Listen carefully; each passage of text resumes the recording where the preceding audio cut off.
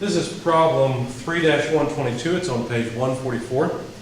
Catastrophic explosions of steam boilers in the 1800s and early 1900s resulted in hundreds of deaths, which prompted the development of the ASME Boiler and Pressure Vessel Code in 1915. Considering that the pressurized fluid in a vessel eventually reaches equilibrium with its surroundings shortly after the explosion, the work that a pressurized fluid would do if allowed to expand adiabatically, in other words with no heat transfer, to the state of the surroundings can be viewed as the explosive energy of the pressurized fluid. Because of very short time period of the explosion and the apparent stability afterward, the explosion process can be considered to be adiabatic with no changes in kinetic and potential energies. In other words, during the process there may be a lot of motion, which can be very bad, but before and after, once things have settled down, then there's no change in kinetic and potential energy. The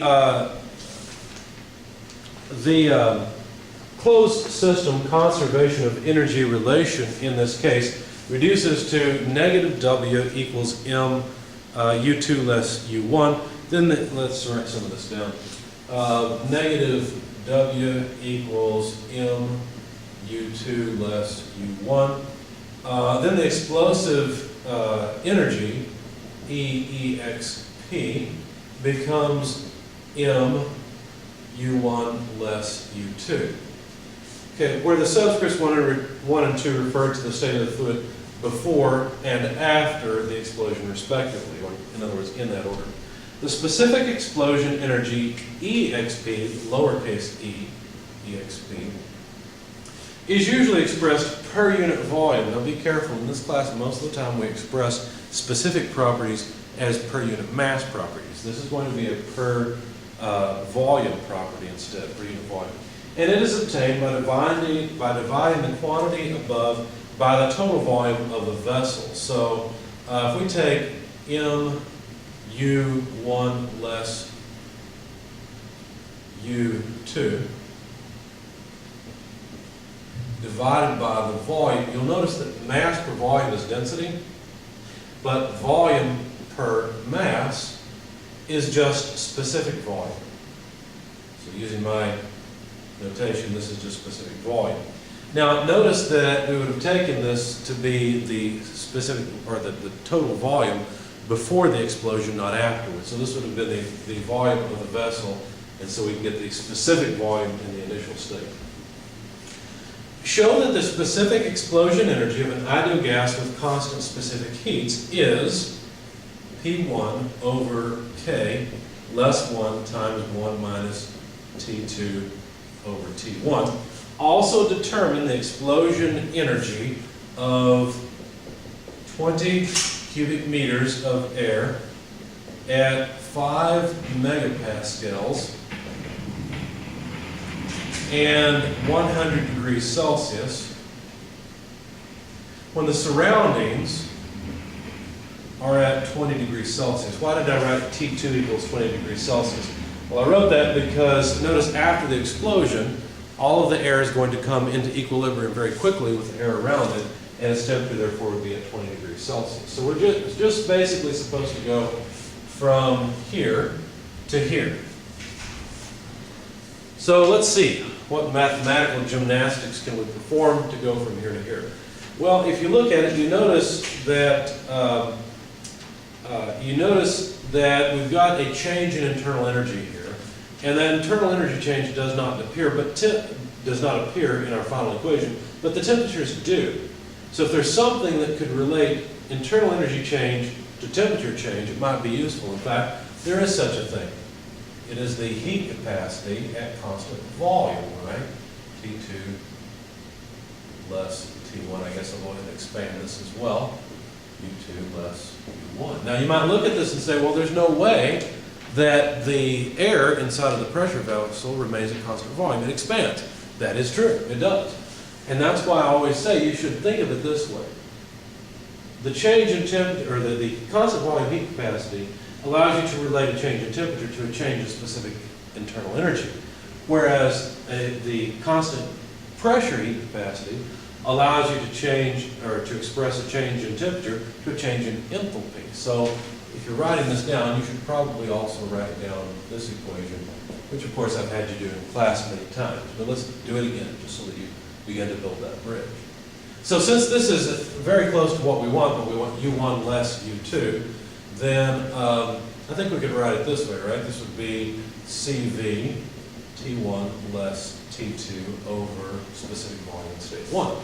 Now that looks better because at least we've got temperatures in here, and we've gotten rid of the internal energies. But now we've got this CV and V1 to deal with. Now we notice that we also have pressure in our final equation. So how about if we get rid of the specific volume and change it to pressure? Because we know that PV equals RT. Notice I've written the V as a lowercase v, so I've got the volume per unit mass already calculated out or put together there. So the specific volume in state 1 would be equal to RT1 over P1. Now this looks like a good substitution because notice that if I make this change, I have CV T1 less T2 over RT1 over P1. This is good because I'm getting closer, right? This pressure's in there. I don't have the specific volume in there anymore. And it looks like that there's going to be some kind of temperature ratio here, which is a good thing because I've got a temperature ratio here. All right, so let's see. I'm running out of space. Let me get rid of this part. Okay, so what can I do with this? Well, let's go ahead and put the pressure in the numerator. Okay, so that takes care of CV, P, R. I've got a T1. I'm going to put that with these because T1 over T1 would just be 1, and T2 over T1 would just be T2 over T1. So this looks pretty good. We're pretty close. We've already got this piece. That's taken care of. It's just like solving a Rubik's Cube. We've got P taken care of. So the only thing that's left is the CV over R. Now, if you remember in class, I told you that CP equals CV plus R. And so we could rearrange this to say that CP over CV must be equal to 1 plus R over CV. Now remember that CP over CV was defined, let's do it this way, this piece was defined as K, where K is the ratio of heat capacities. Now if you don't remember this, go to the first appendices in the back of your book, and you'll notice that CP over CV is in fact K. You can calculate it. CP and CV are listed there. And you can calculate the ratio K and see if this really works. Now what that really means then, or what's useful to us, is to move the 1 to the other side and say that K less 1 is equal to R over CV. So what that means is that CV over R would be equal to 1 over K less 1. And so basically we've arrived where we wanted to, because if we make the substitution 1 over K less 1 for CV over R, we'll arrive at this equation, and then we've proven the relationship that we were supposed to prove. Now that was all well and good, but we were supposed to also come up with the specific explosion energy at these conditions down here that I've sort of obliterated. There we go, cubed. So we've verified that we can use this equation. So let's just get rid of everything except for the equation that we need now. Let's see. So the specific explosive energy or explosion energy can be calculated this way. And so let's just plug numbers in and see what we get. So the specific explosion energy is P1, but that's 5 megapascals or 5,000 kilopascals, divided by K minus 1. If you look up the ratio of heat capacities for air, you'll find it's 1. I found that from page 843. And then we need 1 minus, and we need T2 over T1. Be careful. Remember we invoked the ideal gas law in making this substitution. So in the ideal gas law, temperatures have to be in absolute units. So once again, we'll have to plug our temperatures in absolute units, which makes sense because 20 plus 273 over 100 plus 273 is a very different number than just 20 over 100. So anyway, if you plug all this in, you'll find that this is approximately 2,681. The units are just kilopascals, but it's the specific explosion energy.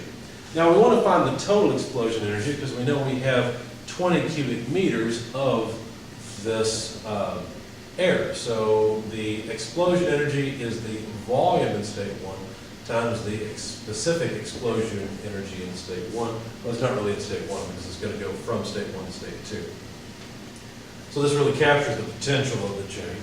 Anyway, so 20 cubic meters multiplied by 2,681 kilopascals gives us a specific explosion energy of about, well, I don't think I rounded it off yet, of 53,620 kilojoules. Now, how much is that?